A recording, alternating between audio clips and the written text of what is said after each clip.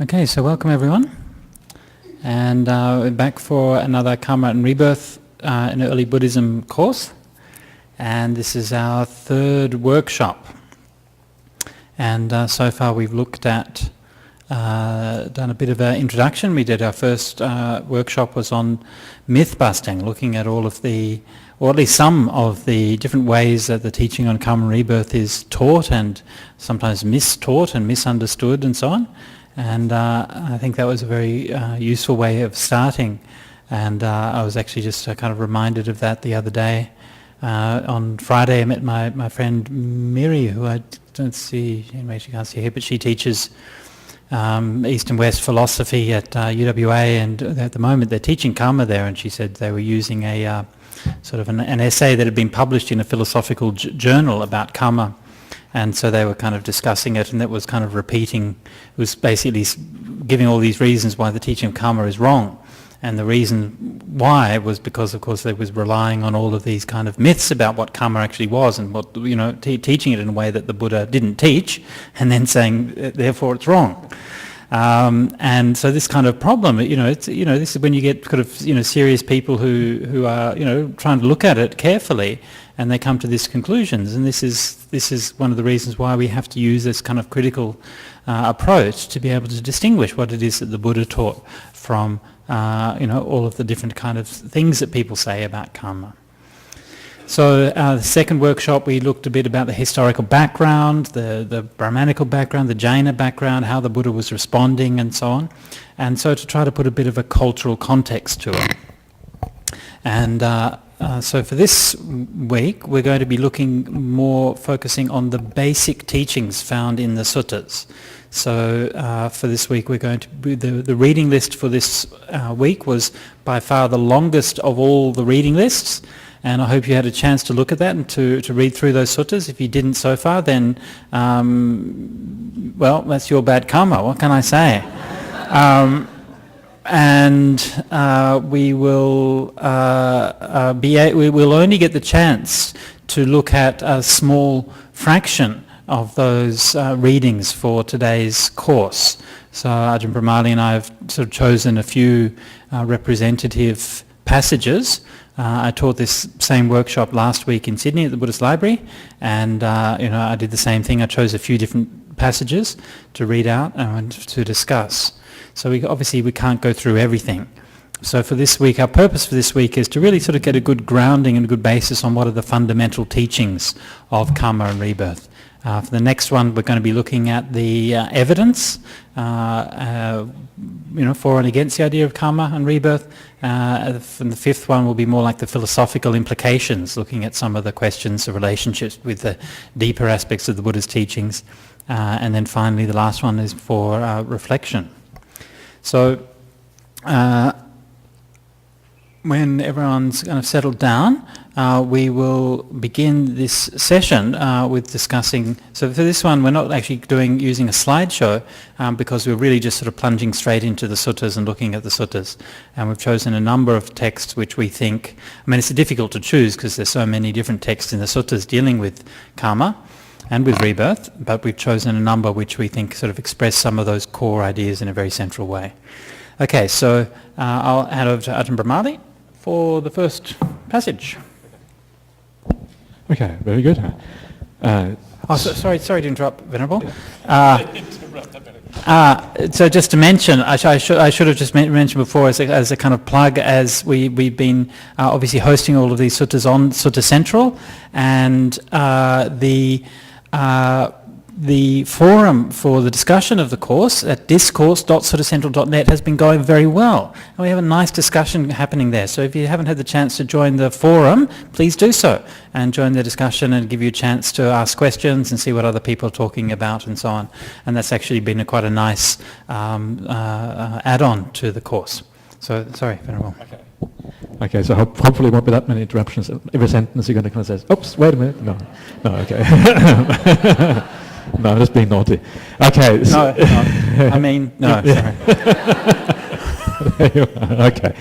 Okay, so let's get started. So this is the first sutta that we have chosen. This is from the Anguttara Nikaya.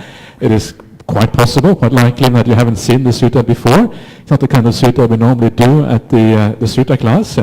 But this is like a disquisition on various aspects of the Buddhist path, and one of the things that I've discussed in detail is Kamma, and it's a kind of rare sutta. You don't find many suttas quite like this. It's almost like a kind of slightly commentarial style, or Abhidhamma style, where you take a look at something and you dissect it in great detail and look at the various aspects of something. And for that reason, it's quite interesting here, and especially, of course, because it is very likely to be an early Buddhist text at the same time. But maybe moving a little bit towards the commentarial Abhidhamma side of things, it's a little bit progressed maybe from the very earliest teachings.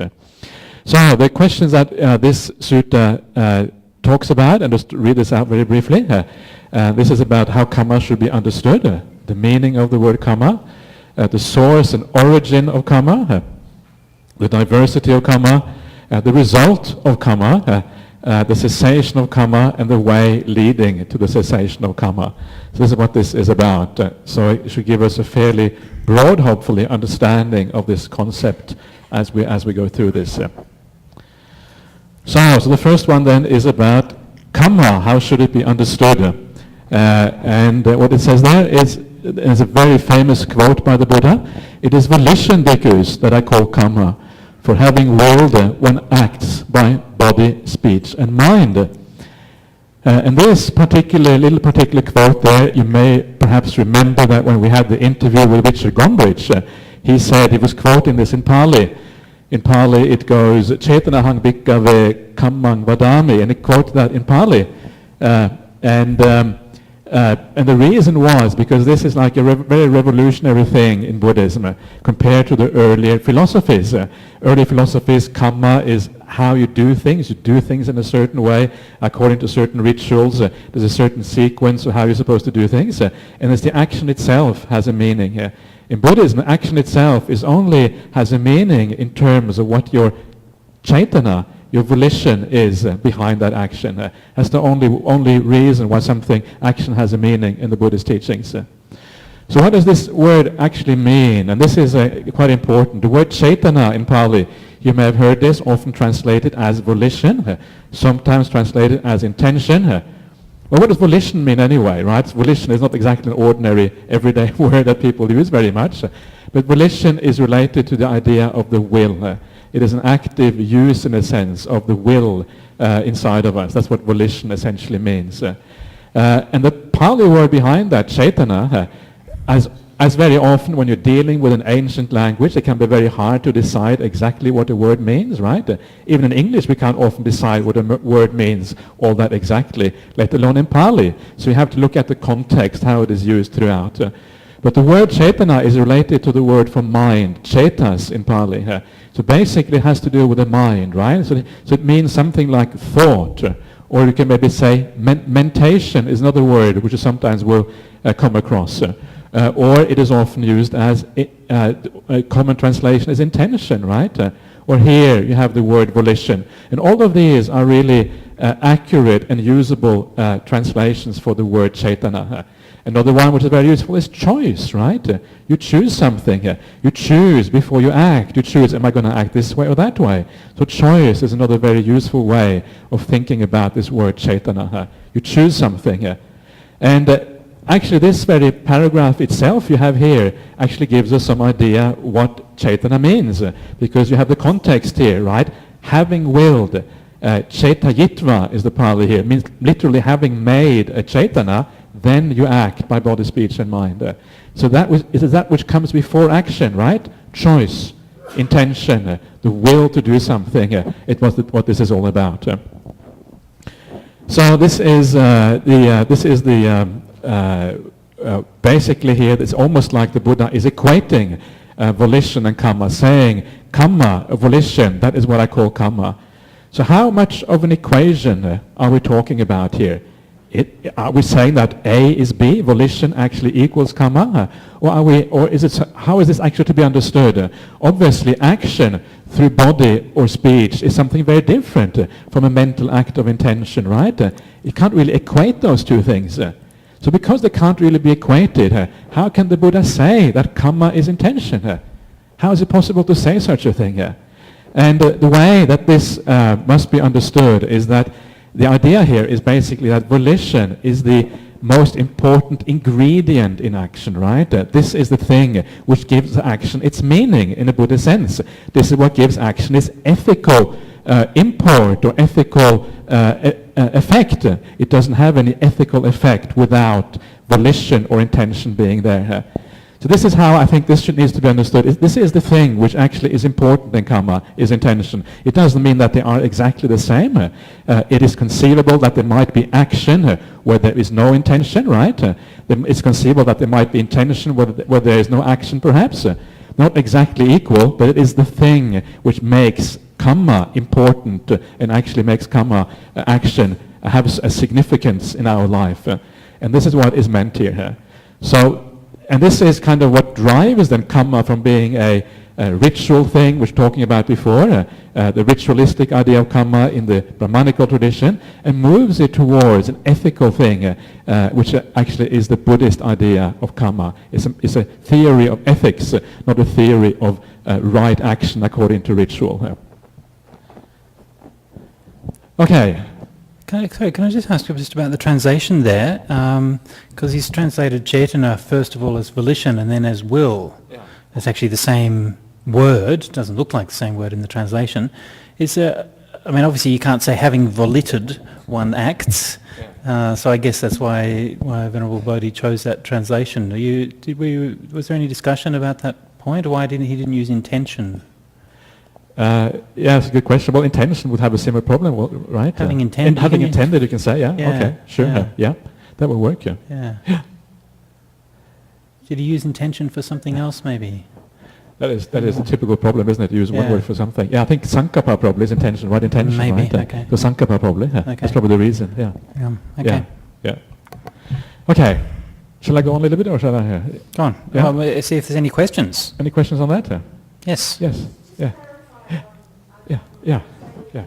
One second, if you can use the microphone, then that's good for our people online. From ritual, that's right action, to ethical decision making or ethical choice. So there's a shift from one to the other. So I'm seeing right action as coming from, I'm following the precepts, or it's an external thing that you follow, to the other one's more internalized. Yeah, exactly.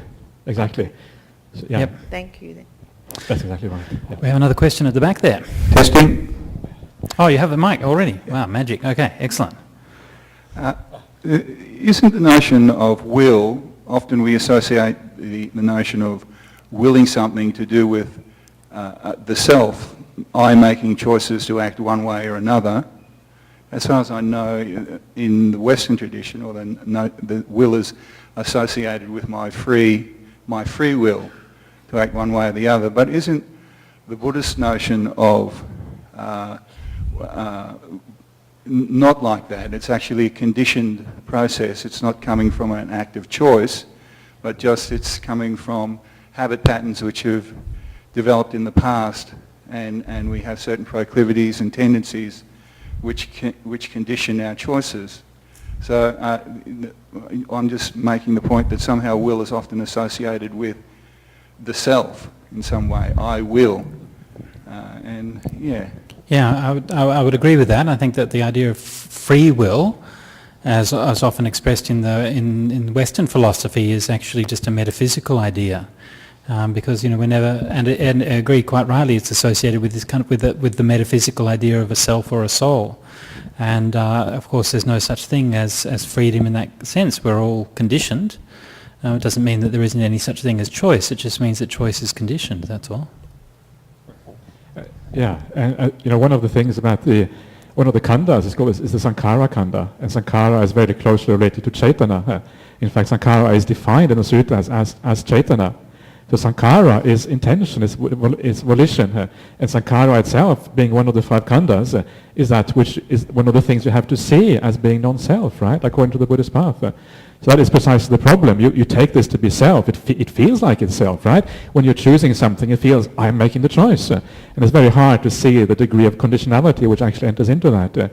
But that's one of the points of the path, is to see that precisely that conditionality, that lack of essence behind that choice. Yeah. Oh, Mary, there you I are. have a question, yeah. If the karma is conditioned, is it completely determined? So you know how determinism is a position in philosophy, which says that every single action and decision we do is thoroughly like before we were born.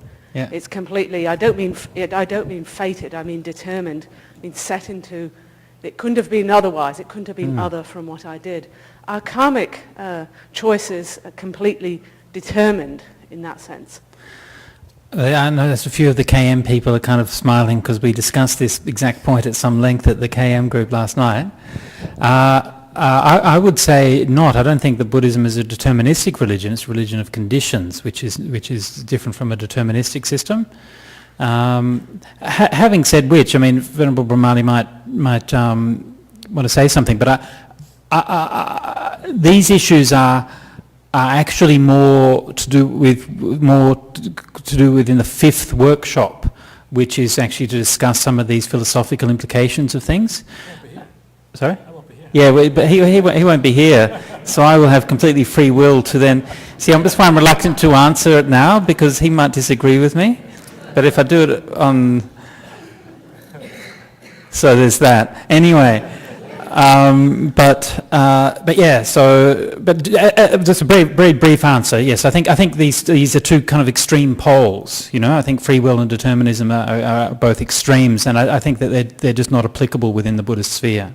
I think the Buddha would probably say free will is one extreme, determinism is another extreme, and avoiding those extremes I teach the dependent origination. I think that's what the Buddha would say. Yeah. No, I think that's good actually. We'll leave it at that. Okay. Yeah. we will discuss it in more detail on the workshop after next. Yeah. So yeah. Yeah. Okay. Okay. Okay. So so we go a little bit longer before we take a short break. So that is probably one, as I said, this is one of the most important statements about Kamma in the suttas, because it really breaks with the tradition before it, and it kind of sets an entirely new philosophy into place, which what didn't exist beforehand. Okay, let's move on to the next one. What is the source and origin of Kamma? And it says here, contact is the source and origin of Kamma. So what does that mean? And it's not entirely clear what it means, but what I think it may mean, this is one possibility anyway, is the idea that Chaitana, volition, the will, is conditioned by contact. Contact in Buddhism just means that you are, any kind of experience you have of the world, that's contact, right? When consciousness comes into experience with one of the objects of consciousness, it can be touch, it can be hearing, seeing. Whenever you have that experience of something, that is called contact in Buddhism. It's like you are contacting the world in a sense, right? That's called contact. So that contact is the origin of intention or chaitana, and this is something you see, I think, elsewhere in the suttas, that the will is actually derived or originates because of that contact. When you contact the world, you have an experience, right? Either it's bad, it's pleasant or unpleasant or whatever it is, and as a consequence of that, you then will something. You want more of it, you want less of it, and you intend according to that contact. This is my understanding of what this means. Now, it could be argued that this is very philosophical, right? It's not very practical. You can't just suddenly stop contacting things, right? As long as you're awake, or even while you are asleep, we're contacting things all the time. So it doesn't seem like it seems more philosophical than a pragmatical and practical teaching. And the usual way that the suttas talk about the origin of Kamma, it talks about the mula, or the hetu. Hetu in Pali means the cause. And we'll see that afterwards. And usually the cause in the suttas of Kamma are the quality of mind that you have when you intend something. So if you intend something with a defiled mind, that's called bad Kamma, right? If you intend something with a pure mind, that's called good Kamma. And that is a much more pragmatic way of looking at the teachings, because defilements or purity of the mind is something we can do something about, right? We can purify ourselves. We can choose to move in the direction of purity and away from defilements. But we can't really choose much regarding contact. And this is kind of one of the contrast between this sutta and the sutta which comes after it, that this is much more philosophical, and this is one of the reasons why I feel that here we are kind of moving a little bit in the kind of Abhidhamma direction. Abhidhamma is really philosophy. It's about how the world is constructed according to Buddhism, right? The various types of mind states and matter and how they interact with each other. Abhidhamma is philosophy. So for me, this is a bit more Abhidhammic, whereas the next sutta is more in tune with what I would consider early Buddhism. Very practical, right? Giving you teachings that you can do something about, not just saying things because they might be true in an ultimate sense. Maybe they are true in an ultimate sense, but perhaps it isn't that interesting for us because it's not really pragmatic enough. Anyway, so that is how I would understand that one. So maybe before we take questions, shall we? Does anybody want to ask any questions about that? Yes, Gabriel? Thank you. My question is about the mind in jhana. Is it in contact with anything? Yes. Yes. So the question is mind in jhana in contact with anything? Yes, definitely so. Because you still have, as long as you have some kind of experience, there is contact, right? Contact you are experiencing. Remember, contact is not just about the external senses. Contact is also about the internal sense of mind itself. So that's the sixth kind of contact. So in other words, as long as there is experience, there is contact. The only point I wish there is no contact is when everything just stops and comes to an end. Like they could talk about Nirodha Samapatti, or what's it called, Sanya Vedayita Nirodha, the cessation of perception and feeling. That is where there is no contact anymore. Yeah? Thank you. Okay. Anybody else? Okay.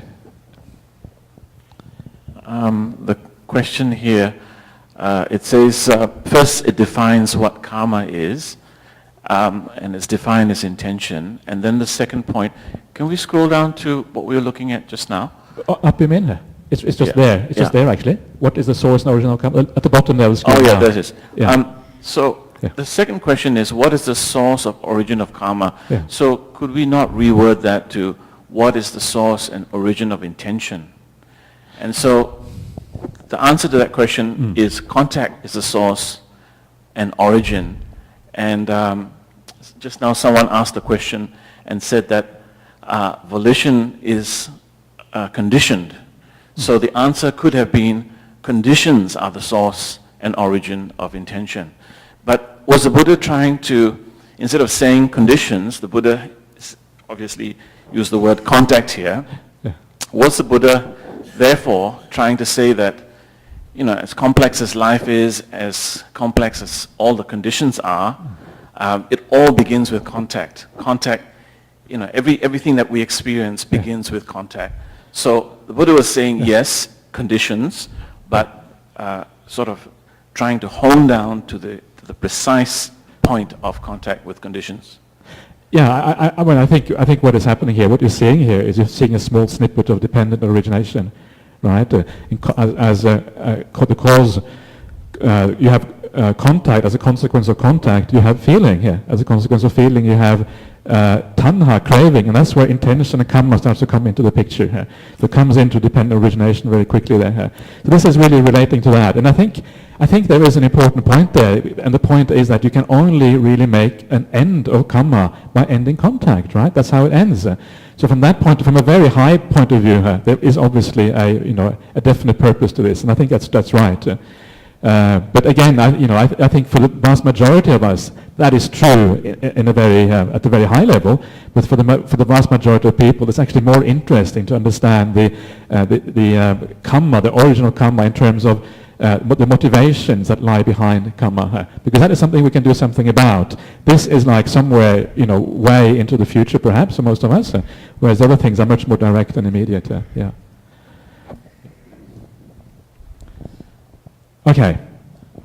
So yes, let's do some meditation. Yeah, good idea. Okay. Yeah. We'll do 5 minutes meditation.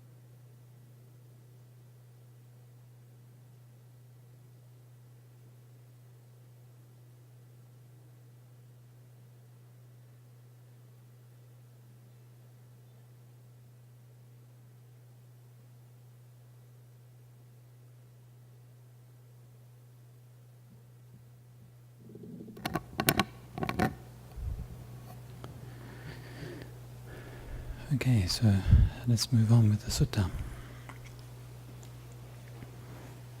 Diversity. Do you want to keep going with this one, or do you want me to? All right. So what is the diversity of Kamma? So notice that this particular sutta is phrased mainly in the shape of the Four Noble Truths, the origin, the Kamma, the origin of Kamma, the ending of Kamma, and the path leading into the ending of Kamma.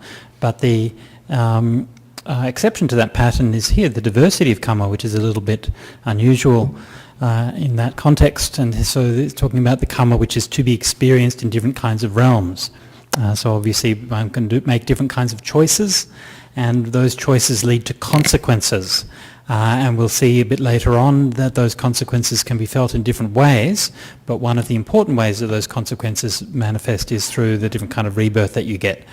So this is the normal list of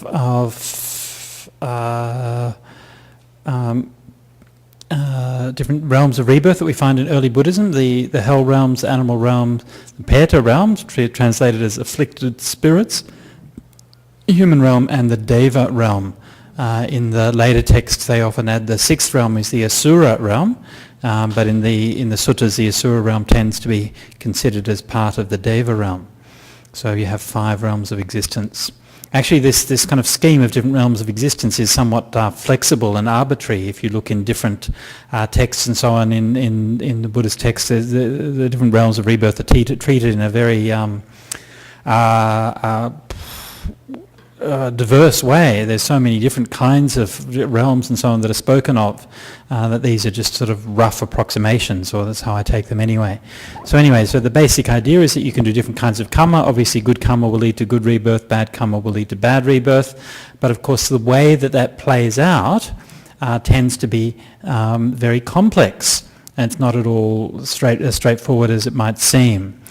So just to sort of briefly elaborate on each of these realms. So the first one we have here is hell, which is pretty bad. You don't want to go there.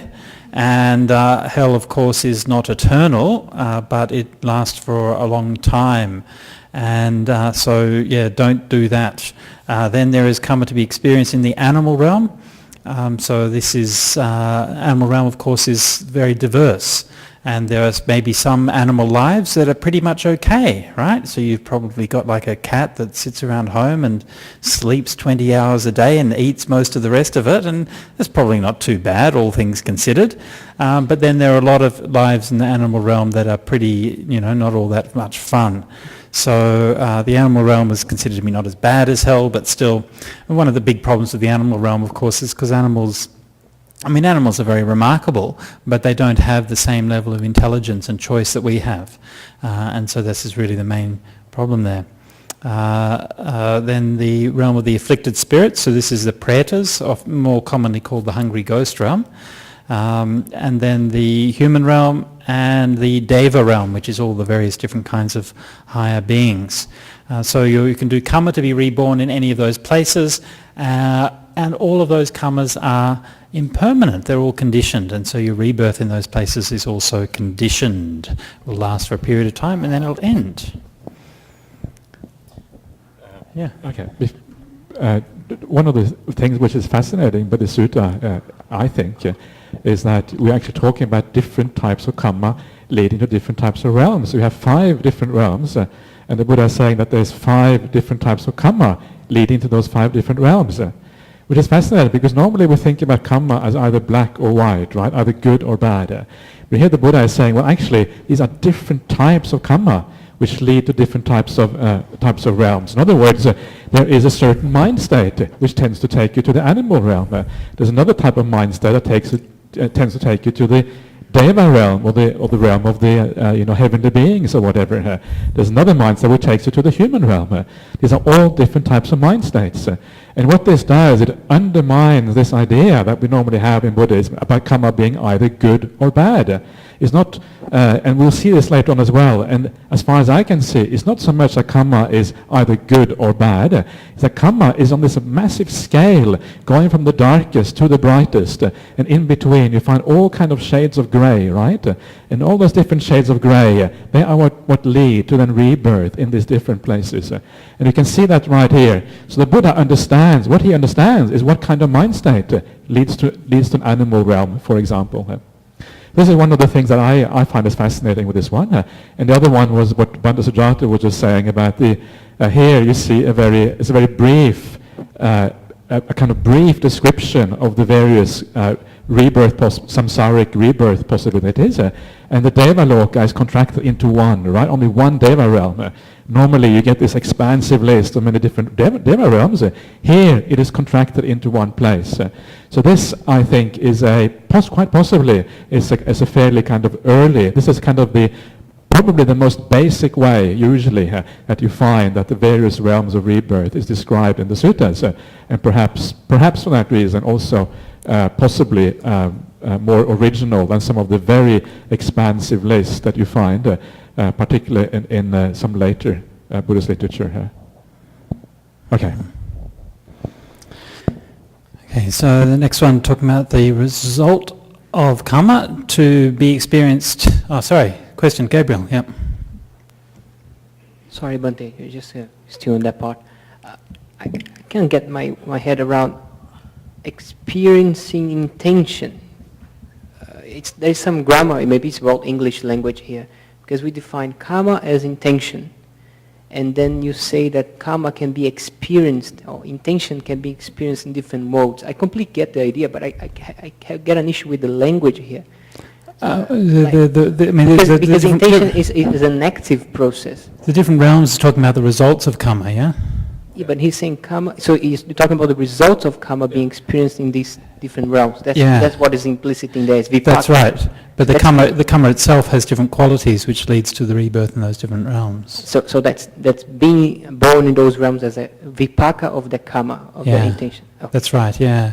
Karma, the degree to which karma is conscious is another interesting kind of point, which again we might want to discuss. It might lead us a little bit too much astray, but I tend to think that a lot of the time we make choices unconsciously, and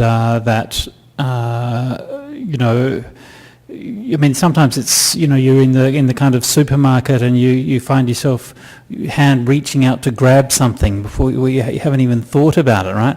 And in fact, I think one of the functions of delusion is particularly to mask our choices, right? So we don't, and that's of course the advertising industry exists in order to create that delusion, right? So that we don't know about what we're choosing and why we're choosing it. So I think one of the purposes of practicing mindfulness and awareness is so that we can make choices more consciously, be more aware of what it is that we're choosing. Thank you, Bhante.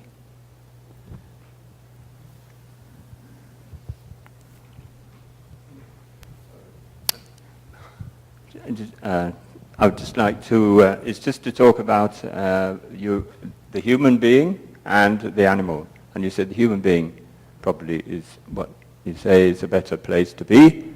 But I'm just reflecting on animals such as dolphins. They have particular qualities that maybe aren't exhibited by human beings as a rule. And I just wondered where that action might be seen as much higher action than a lot of human activity in the way that they stories of them saving people underwater and things like that. Well, yeah, I mean, animals have different kind of qualities, and I don't think anyone's put it better than Douglas Adams. Said that humans think they're more intelligent than dolphins because they can build skyscrapers and digital watches, and all dolphins do is play around in the ocean having a good time, whereas dolphins think they're more intelligent than humans for exactly the same reasons. There's definitely something to that. We value those things that we're good at, right?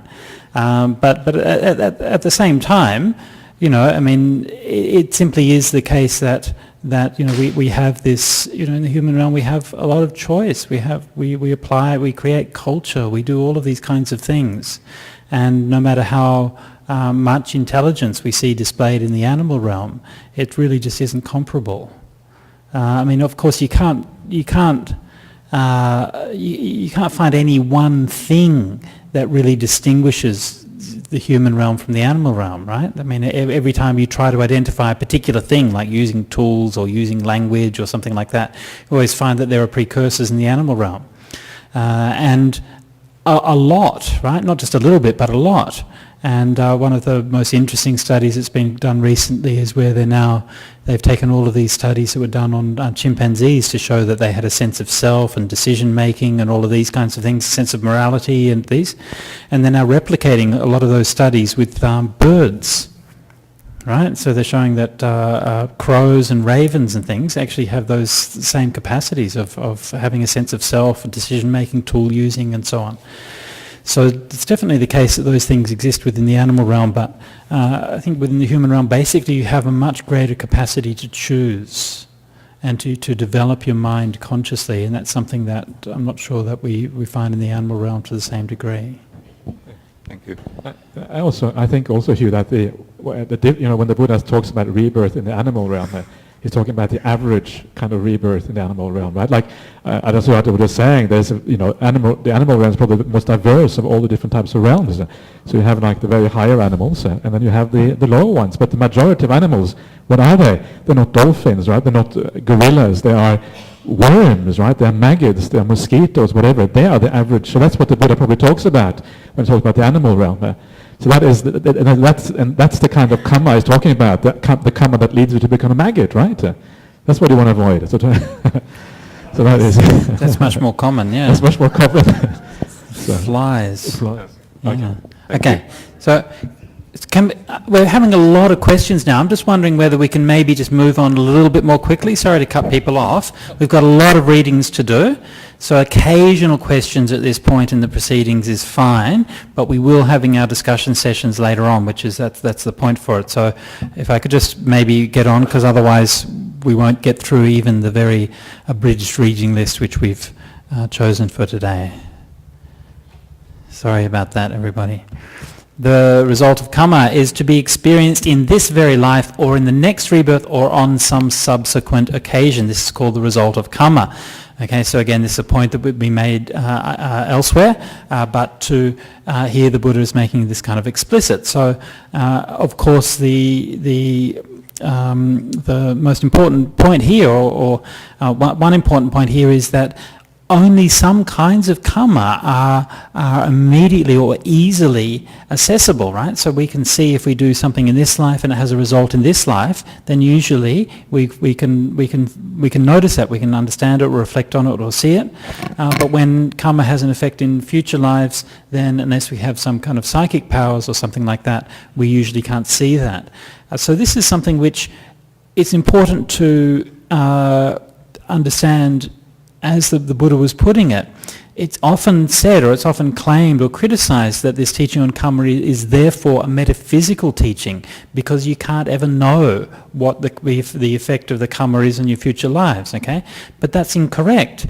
There is a means of knowing. It's a way of developing your meditation, developing your mind until you have the clarity to be able to see those things through your higher consciousness. And that's a method for being able to see these things. Now, it isn't easy to do that, right? It isn't easy to test, but that doesn't mean it's not scientific. It doesn't mean it's empirical, right? It's not easy to test whether an atom is made up of protons and neutrons and electrons, okay? You or I can't do that. You need resources of a whole university department or something like that to go in and do that test, and you need many years of study and so on. So the scientific truths and realities don't have to be easy to test, okay? They just have to be testable. And just as you might expect, if you want to be able to seriously test some fundamental truths in the realm of physics or chemistry or something like that, you would expect to have to do 5 years or 10 years of basic study before you're even qualified to begin to looking at it properly, much less than years of experimentation, thousands, perhaps millions of dollars getting the equipment and so on to be able to do it. And finally you can say, well, I've been able to test it. And it's the same thing with detecting the subtle things of Buddhism, that you should expect that if you want to be able to know these things, you've got to put the mileage in. You've got to do many hours of meditation for many years to be able to deepen your awareness and deepen your consciousness so that there's some chance that you might see it. Of course, at the end of it, you still might not see it. Just as in physics, you might do all of that work and still not be able to actually get the results that you're looking for, right? Because it doesn't work all the time. Right? So the fact that something's hard to see, the fact that something's subtle, doesn't mean that you can't see it. It just means that you've got to put the work in. So some kammas, we do them, we experience the result in this life. Sometimes it determines where we're going to get reborn in the next life, and sometimes it's sort of kind of like latent, a bit like a kind of a seed that's sort of sitting there and waiting, and at some point in the future, when the occasion is right, then it'll ripen. Okay, so this is the different periods of the result of kamma. And then there's the cessation of kamma, so this is the inverse of the thing on the origin of kamma. So just as contact is the origin of kamma, cessation is the cessation of contact is the cessation of kamma. Okay, so this is really talking about the experience of enlightenment or nibbana, where somebody has let go of all attachments, all of these kinds of things. Contact ends, and then karma ends. So you're not making any more actions at all. I mean, in the deepest sense, this is not even talking about enlightenment. It's talking about parinibbana, the passing away of an arahant or the Buddha. Go on. I was just going to say that this is, we often have a discussion of whether an arahant makes karma or not, right? Right. This kind of discussion that you hear all the time. And this here seems to be saying that the arahant makes karma, right? It makes karma maybe that to be experienced in this life, but not in future lives. Right. Yeah. Or another possibility here is that you have four. We'll see this later on as we move through this suttas, hopefully, if we get that far. But and that there's four. The Buddha talks about four types of karma: the bright karma that leads to bright results, the dark karma leads to dark results, the bright and dark leads to bright and dark results, and the karma that is neither bright nor dark leads to neither bright nor dark results. That could be the one. Yeah, right. You're still making yeah. Maybe, yeah. So certainly not. They don't make karma in terms of what's producing rebirth, but I mean, it makes sense in it, because if someone was an arahant, they still make choices. They still live their life in a certain way, and they still have the results of that. Like one monk or nun might get enlightened, become an arahant, and then they make a choice to just live in a cave in the forest, and they just do that, and they have the result of that life. Somebody else might decide to do a lot of teaching and so on, and then they have a result of that. But I think all of these karmas have one thing in common, and that is that they precisely are neither dark nor bright, because that is the karma which leads to the end of all karma, and that's the intention all the time, is not to be reborn. So all of those karmas would probably come under that. Right. Yeah. And that was that choice that the Buddha made after his enlightenment. Okay, and then just before we take any more questions, I'll just sort of round off the sutta, and then the Noble Eightfold Path is the way leading to the cessation of karma, right? So normally, of course, we think of the Noble Eightfold Path leading to the ending of suffering. Here, leading to the ending of karma: right view, right intention, right speech, right action, right livelihood, right effort, right mindfulness, and right samadhi. So these are the way that we live in order to lead to the ending of karma. Okay, so... Just one point about this one, which I also find is quite interesting from how to read the suttas and understand the suttas, is that, of course, the Noble Eightfold Path, it leads to awakening, right? It leads to arahantship, the ending of all the defilements, which happens in this life, whereas the cessation of karma happens when the arahant dies, ending of contact. So it's important to understand that sometimes it is not the immediate goal that is being referred to, but like a subsequent goal that is implied by this particular path. So, and this can often be the case in the suttas. You see that something leads to something else. It's not the immediate goal of the destruction of all the defilements at arahantship, but actually the subsequent goal, which happens when the arahant passes away. And this is something you can see across the suttas, that often the goal that is referred to is not the immediate one, but a subsequent one, which happens further down the line. Okay. Yeah. Yep. Okay, so any questions? Ananda had his hand up earlier, yeah. Actually, thank you. Not the question that I was going to ask earlier, but this is about the kamma created by arahants. Would it be the Bhante that there is no upadana, the holding on to these actions that arahants, so that is the cessation of the craving, there is no padana, still doing the action, the volition, all that is there, but there is no, therefore there is no result to ripen. Would that be correct? Sure, yeah. Remember that one of the things about the second noble truth is that the second noble truth is about, said that suffering is about rebirth, right? So it is the cause, craving is the cause for rebirth, and rebirth is there for the problem. That is what is the problem of dukkha. So, and for rebirth, it is craving which is the cause that leads to rebirth. So if you take away those cravings that lead to rebirth, there's still room there for other types of craving, or other types of desire of a lesser kind, which the arahant may still have, and they can create a different type of kamma, a kamma which is not related to rebirth, but maybe related to other aspects of life. Like I was saying before, the idea of the kamma which is neither dark nor bright, and leads to neither dark nor bright results, and that is specifically defined in the suttas as the kamma which where the intention is to not make any kamma, right? It's a kamma where you don't want to make any kamma. So it is a kamma basically of intending no rebirth and no future consequences. Yeah. And the one I was going to earlier ask, or perhaps the comment to that distinction between animals' roam and the human roam, is that only the humans have the capacity and the availability to listen to Dhamma. Animals may listen to music and play to the music or that kind of thing, but only in the human rooms or the Deva rooms, I think. So that is the distinction, I suppose. Yeah. Please just wait till we get the... Can you comment on the sutta we read where the Buddha had the ox man and the dog man coming to see him, and you know that I couldn't quite get it. That's one of the later readings, so we'll be looking at that later on in the cool. day, hopefully, if we have the chance. Sorry?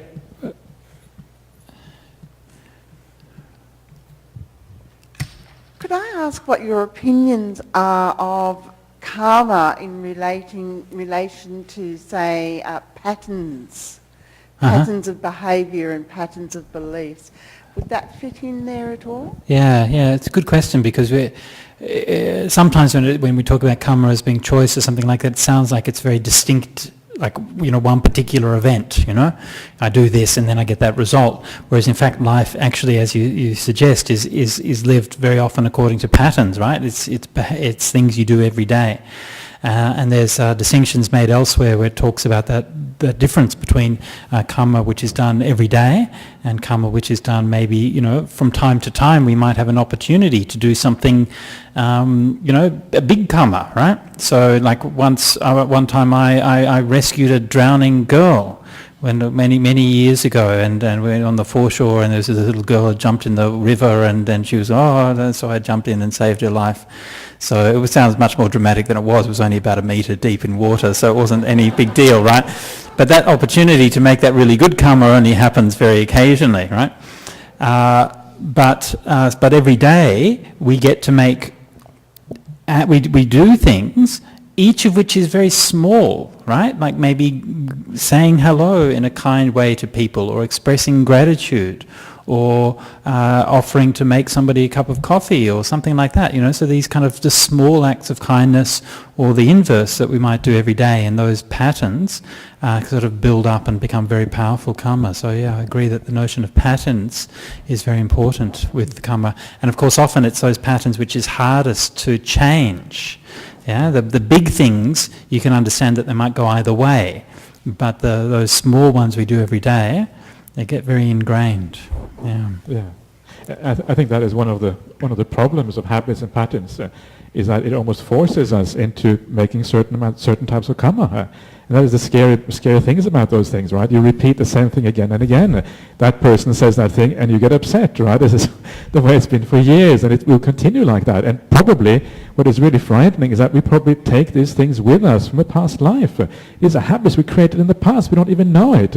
We were programmed somewhere way out in the past. We can't even see it. And we're continuing to run that program in the present life. And when you start to understand that, you get this sense of, wow, this is actually quite frightening, and I got to do something about this. So when you think about these things in the right way, it actually gives rise to that energy. I want to change my habits. I want to move in a different direction, because this is actually quite scary to be programmed in this way. Yeah. Alan. The framework of the Four Noble Truths is very common in all the sutta, in many suttas. I find in this sutta that it doesn't work very well because the concept of cessation of kamma is, because when you talk about cessation of craving, it's something that we want to achieve. So when we read here cessation of kamma, we say, oh, is it something that we need to work on? And so do I need to work on a cessation of contact? Because I'm always looking at the practical aspect of the teaching. Sure, yeah. Yeah, I mean, I agree, and I think that relates to that point that Venerable made earlier, that this is more of a philosophical or theoretical teaching that we're used to find. So I think there's something to that. I mean, on a sort of short-term basis, then you want to stop making bad karma and make good karma. Yeah, so you don't want to worry about it too much. But making an end of karma is that happens through making good karma, right? So we make good karma, and then gradually we learn to let go of it. Yeah. Yep. I had a hand up before as well. Yeah. I'm interested about. It seems like pretty straightforward in terms of the karma, and then the different realms one may be reborn. And if one tries to follow the Eight Noble Path and produces good karma in this life, but when it comes to the moment of death, how much one is in control or not in control of one's mind state. So let's say one has accumulated a lot of good karma, but at the moment of death one might be unconscious, or some other karma might ripen at the time, or some akusala karma is coming up. How does that relate then to the next life? The good karma accumulated in the moment of death. Yeah, well, this is one of the things we'll see that is actually mentioned once or twice in some of the later readings. But on the whole, in the early Buddhist texts, it doesn't emphasize the moment of death very much at all. And certainly it's not the case that you can sort of have one bad thought at the time that you die, and that's going to determine your rebirth after a long lifetime of doing good things, right? So you don't have to be afraid of it. In fact, there's specifically a sutta that says exactly that. The Buddha talking to Mahanama, who says that even though he's practiced for many years, sometimes he trips over and he's afraid he'll lose his mindfulness, and he thinks if he dies then he might go to a bad destiny. And the Buddha says, Ma bhayi Mahanama, Ma bhayi Mahanama. Do not fear Mahanama, do not fear Mahamanama. It is impossible, it cannot happen that somebody who's lived such a good life for so many years will go to a bad destiny. So the death proximate karma, insofar as it's relevant, is really only relevant in the case of somebody who does something that's ethically powerful at the time of death or near the time of death. And most people don't, right? Most people are lying in hospital zonked out and not really doing much at all, okay? And we will see one example of that later on. Yeah. Okay. Microphone. Thank you. Could I ask about MN 135? Because it upset me terribly. And I found it, an eye for an eye, a tooth for a tooth. The Buddha is talking to a young fellow, and he's saying, if you murder, you'll have a short life. And it's almost like a shopping list. That equals that. And I found it really upsetting, because where's the compassion, and you're judging, you're making judgments.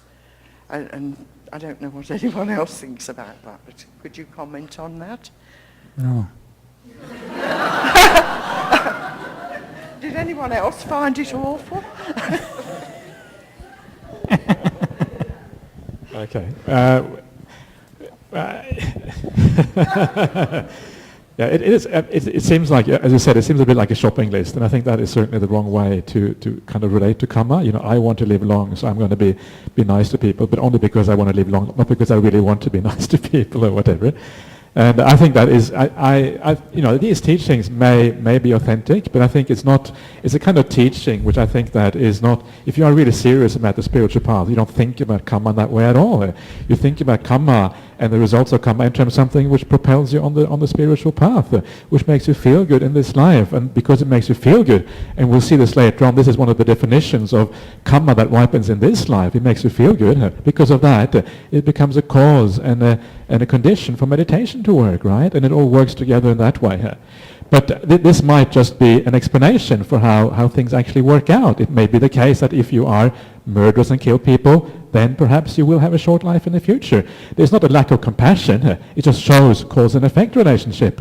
You still have compassion for the person, because if they're killing in the first place, they are deluded, right? You have to have compassion for a deluded person. They're hurting themselves. How can you not have compassion for somebody who's hurting themselves without understanding it? So I don't think it undermines compassion. It is just basically setting up, well, this is the causal relationship that happens.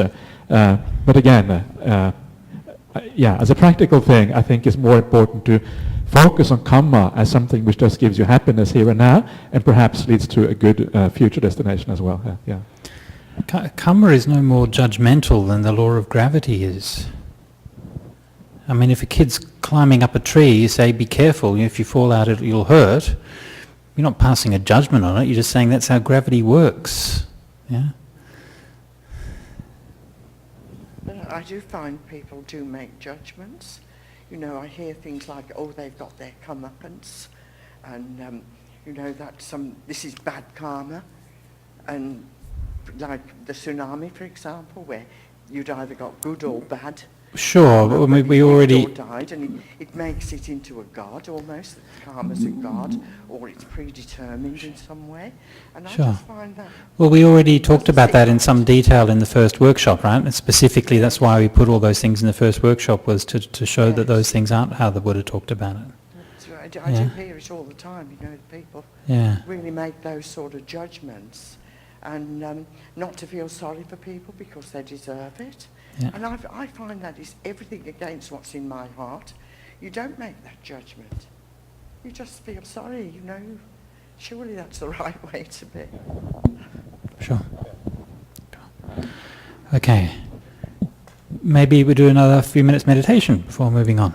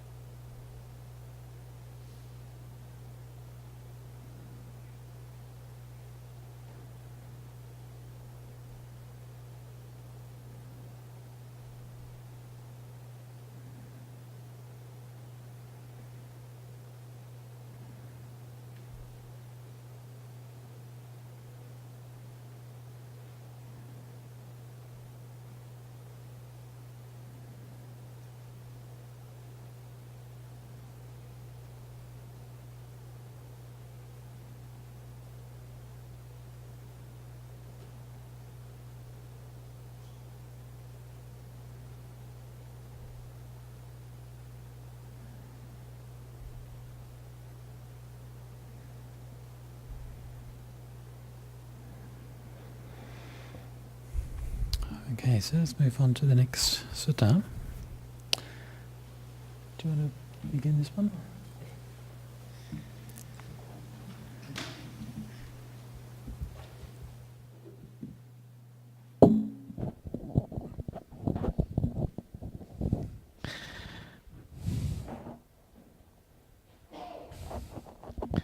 Okay, so this is from the Anguttara Nikaya. This is one of the very kind of basic suttas about Kamma and about intention and all these things. And for that reason I think it's quite important. So let's see what it has to say. So because there are these three causes for the origination of Kamma. Basically there are these three causes for Kamma, that's basically what it says. What three? Greed is a cause of Kamma, hatred is a cause of Kamma, and delusion is a cause of Kamma. So we have just been told before that intention is Kamma, right? And now we're told that these things are a cause for Kamma. So the question then is, how does all this relate together? How do we relate these kind of causes and intention and Kamma and all these things? How does it all come together? Now one way of understanding this is to understand that these things, which are here called causes, the Pali word is hetu. Hetu means quite literally cause. That these are equivalent to what in English we would call the motivation. What motivates us, what drives us towards doing something, right? And of course you can see why greed is a motive, right? You feel greedy. That impels you to act. It forces you to act. You feel greedy. You want that piece of cake or whatever, right? So you put your hand out or you put the money on the table or whatever it is to buy that cake or whatever it is. So greed, very obviously, is a motivating factor. It's what impels you, what causes you to act. So this is what we're talking about here. These are the motivations that lie behind Kamma. What kind of, it is almost a very primary thing, the first thing that happens. And once the motive is there, once you feel greed, once you feel anger, once you feel deluded or whatever, that then gives rise to the intention, right? So you feel greedy, you see the nice piece of cake, you feel greedy, and then the intention arises, I want to eat that piece of cake. So that's the intention. And then from that intention comes the action. You actually act accordingly. Now this is it's almost like a sequence, but in reality motivation and intention are very closely linked and they tend to go together. So you can say in one way that the motivation is what colors the intention. Motivation is what gives the intention its ethical value. The ethical value comes through the motivation, and then intention is then what makes that into an ethical or non-ethical action according to what the motivation is.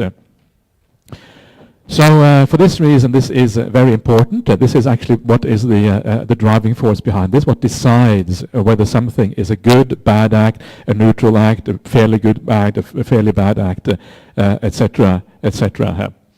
So let's have a quick look at some of these three ways. The first one, it says here, any Kamma, because fashioned through greed, born of greed, caused by greed, originated by greed, ripens wherever the individual is reborn.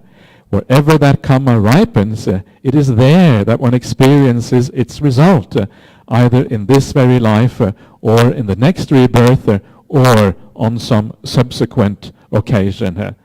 So you can see here that Kamma is fashioned through greed. In other words, it is greed which is the driving force that motivates you, right? You have the standard kind of sutta way here of a string of synonyms, fashioned by greed, born of greed, caused by greed, originated by greed. I don't think we need to read too much into that. It just means the different ways of saying the same thing here. And once you have that greed in place, then that Kamma will ripen where that individual is reborn. Which is interesting, because in the next sentence it says that its result is either in this life or the next life or the subsequent life. And here it says wherever the individual is reborn, right? So is that a contradiction or not? I think perhaps, this is just speculation really, but I think the meaning here could also be an error in transmission of the sutta. There could be many, many reasons why there is an apparent contradiction here. But probably the main meaning is that Kamma, the main experience of the result of Kamma is upon rebirth. right? Because that is when your consciousness kind of shifts its station, the station of consciousness. You go to a different level, and that is where the possibility of experiencing the consequences of your past action is much, much greater than it is in this life. In this life, you are stuck as a human. You can only experience so much suffering and pain according to human existence. But once you get reborn, that's when really things start to happen in terms of experiencing suffering and happiness. So I think this might be the reason why this is there. I'm not entirely sure. But then the next one says that wherever that karma ripens, once you get that can be either in this life or on the rebirth or on some subsequent occasion. The same thing we saw before. The idea is that karma is not just about rebirth, but it's also about things, karma ripening in this very life, right? And we have to be careful with this. When we say karma ripening in this very life, what does that mean? And I remember there was, sometimes people have this very simplistic idea what this means. And I think there was one person, he was a monk before, and he thought, well, I've been a monk now, I have accumulated so much good karma, done all these good things, kept all these precepts, been kind to people for all these years. Now that I have disrobed, I will go out and I will invest on the stock market. And when I invest in the stock market, I'm bound to do really well because of all this karma in the past, right? And that is kind of... I'm not sure if that is the best way of thinking about the ripening of karma, because there's a sense of greed there, and that sense of greed will, in any case, tend to dilute that karma. So this is not really the right way of thinking about it. And we'll look at this thing afterwards, but the main way that karma ripens in this life is basically just how you feel about yourself, right? That is essentially the main way. And if you act through non-greed, you will notice that. This is what Pandit was saying before. This is directly experienceable in this life. You can see how the right action actually lead to a positive experience right here and right now. But the main thing about this sutta again is this idea of you're motivated. Motivation is what gives the ethical value to the intention. Then you intend, and then you act as a consequence. So then we have the same thing for the other defilements. Any karma fashioned through hatred, right? Born of hatred, caused by hatred, originated by hatred, ripens whenever the individual is reborn. Whatever that karma ripens, it is there that one experiences its result, either in this very life or in the next rebirth or on some subsequent occasion. Any action fashioned through delusion, moha, born of delusion, caused by delusion, originated by delusion, ripens wherever the individual is reborn.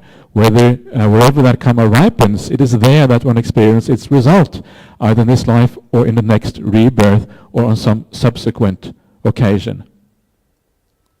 And then we have a very nice simile that the Buddha gives for how the ripening of karma works. Let's have a look at that. Suppose, bhikkhus, seeds that are intact, unspoiled, not damaged by the wind and the sun's heat, fecund. Is that how you pronounce that?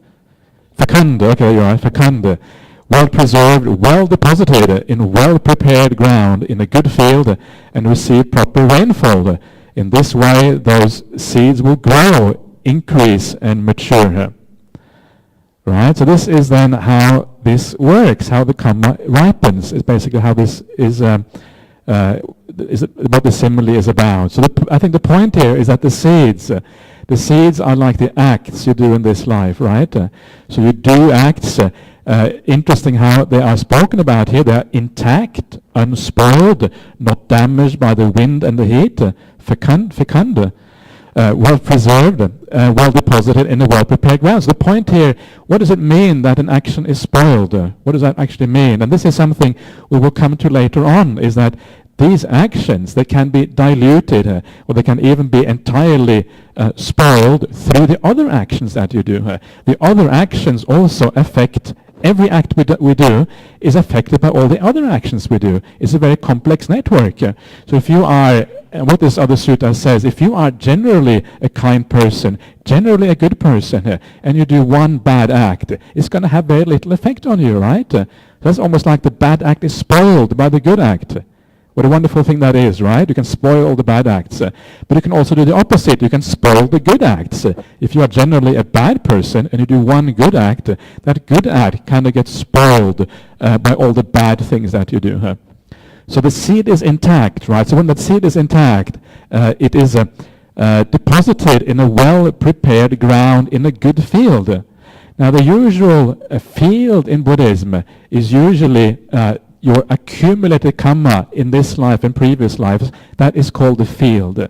There's a well-known sutta in the Anguttara Nikaya called the Bhava Sutta. Bhava literally means existence. And it says that karma is the field. And the reason for that is because in that sutta, the seed is actually consciousness. So the idea is, if you make a lot of kamma, right? Kamma means essentially that your mind attains a certain level, which is a consequence of all the kamma that you make. And that consciousness, because it has a certain quality to it, it will attain that level precisely because of the qualities you have cultivated during life. So if you're a very happy person, you will go to an equivalent kind of level of consciousness, right? If you're a generally miserable person, you will tend to go to a similar kind of level of consciousness. It is very similar to this life. We tend to hang around people which are similar to us in many ways. And I think this is what is meant here. The field is the general karma that we bring with us. And when we then get reborn in that field, then the individual acts of karma will then either ripen, either as a group or individually, perhaps in many different ways, as we get reborn in that particular field. I'm just trying to kind of make out what the simile is saying. It's not entirely clear by using all the suttas to kind of to bring it out. And one of the interesting things here, of course, is that in this way, those seeds, they come to growth, they increase, and they mature.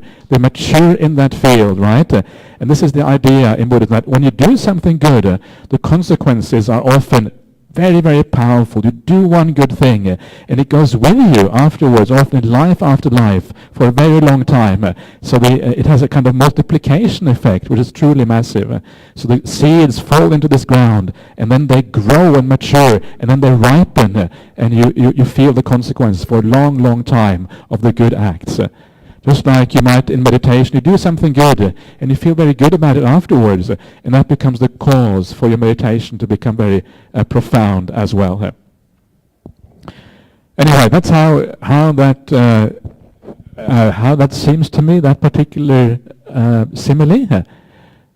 And if I could just make a couple of comments on that, I think that this kind of simile is one of the great arenas of metaphor that we find in the suttas, how the Buddha talks, and of course is very deeply related to the cultural context of the time. India is an agrarian culture, and similar kinds of metaphors are actually used very widely for understanding rebirth. Okay, so for example, in Greek thought, it's sometimes said that Pythagoras, of course, believed in rebirth, but it's said that he refused to eat beans. Right? Why did Pythagoras refuse to eat beans? Right? Well, because beans make you fart. Right? And that's the souls of the beings who were born in that field. So the beings fall down from the sky and they get reborn in the beans, and then when you eat them, okay, that's not exactly a Buddhist idea, but you can still see that idea of rebirth and so on associated with growing of the crops and things is very widespread. Yeah? And I think there's a very profound psychological reason for this, and this is a way to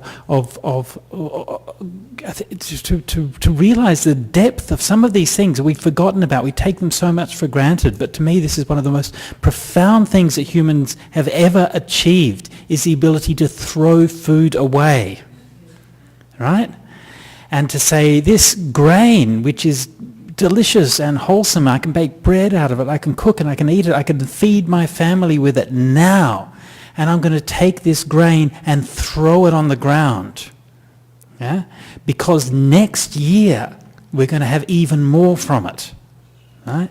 And that that's an absolute revolution in consciousness, to be able to think in that way, right? To be able to put so much time and effort into preparing something for some abstract idea of the future. And it's through this, I think, that in human culture we develop these ideas of time, of rebirth, of delayed gratification, right? Of sacrifice. Yeah? All of these notions which we associate with, especially with becoming an adult, right, is you can learn to delay gratification. You can think, I'm not going to have this right now because I have an idea of some better good or some bigger good in the long term. And that ability to grow crops is one of the most profound developments in human culture. Of course, in history, crop growing started maybe 8,000, 9,000, 10,000 BC, so quite a long time before the time of the Buddha. But it's still, that kind of revolution is very it's very powerful, makes a very powerful impression on people's minds. And so when you go through agricultural countries and you see people doing that all the time, throwing away good food, growing it, and then it coming back, and you have even more coming back. So this is why these similes, I think, are very powerful. And that idea of preservation, in that simile Venerable just referred to, vinyanang bijang, right? So consciousness is the seed. And what is a seed, right? Seed is what preserves, a mango becomes a mango tree, a wheat grain becomes a wheat plant. And is that preservation of information. Now, these days we think of information, right? We think of that seed as being DNA, right? So the information is preserved through your DNA, which is passed down through the generations. But what is DNA other than patterns, right? We had this idea of patterns before. DNA is just patterns. It's a code. It's different, kind of 4 different elements, and they're recombined in different ways. And that all of the different kinds of life that we see on the earth is just different ways of coding that thing, different ways of creating patterns. So this is that karma, is that pattern, but that pattern has a stability through time, right? The thing doesn't exist through time, right? DNA isn't stable. DNA is actually always changing. The atoms in DNA are moving, the electrons are spinning around, the DNA itself is changing. There's no thing in there which is actually stable, right? DNA is constantly changing in all of us. And yet, we know that there are species which are millions of years old, right? And so those patterns have been replicated with incredible fidelity over those millions of years.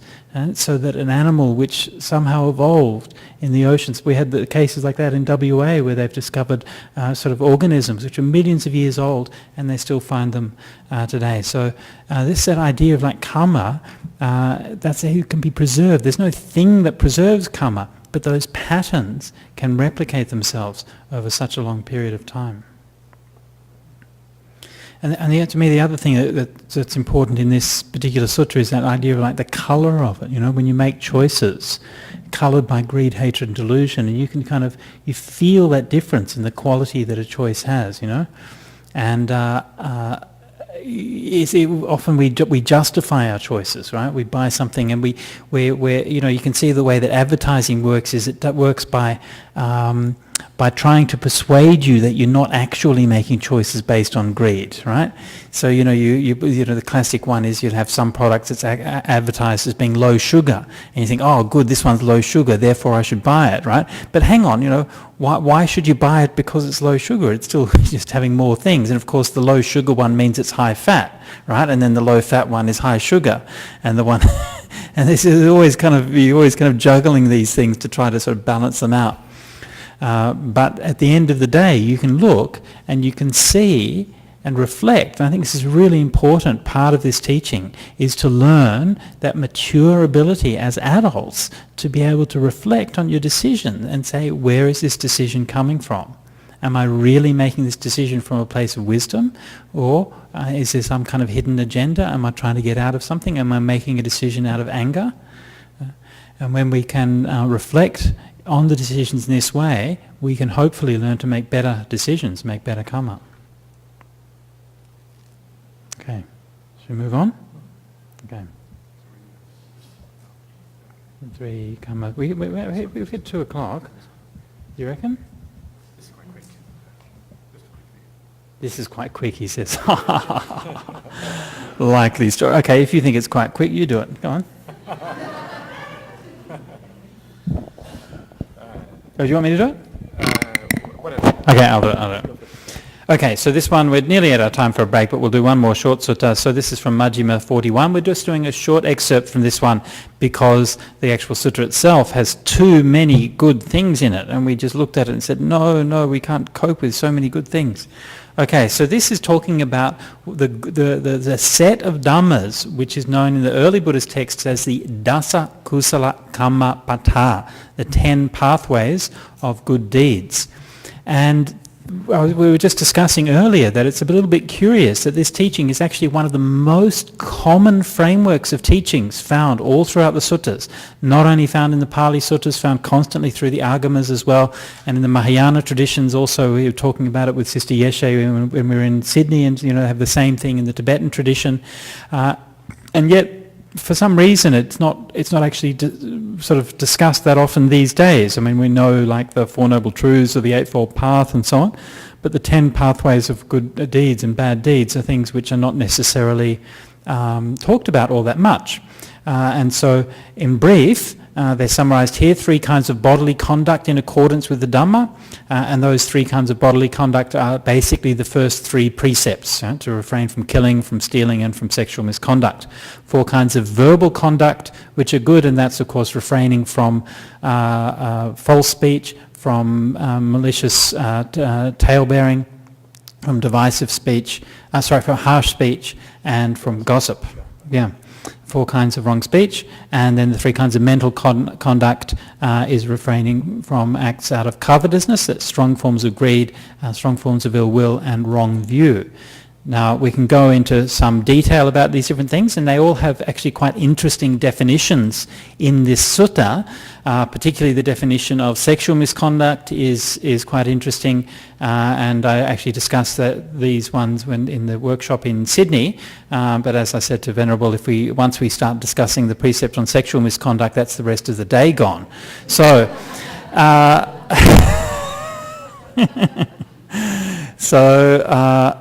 I mean, that's something that we can talk about later, but just for the initial summary, we're just looking at just the first one, and so this is the discussion of what we normally see as the first precept, to refrain from killing living beings. And one of the most important things here is the way that is described in this context. Here, someone abandoning the killing of living beings abstains from the killing of living beings with rod and weapon laid aside. Gentle and kindly, he abides compassionate to all living beings. Now this goes well beyond the normal precept, which just says don't kill, right?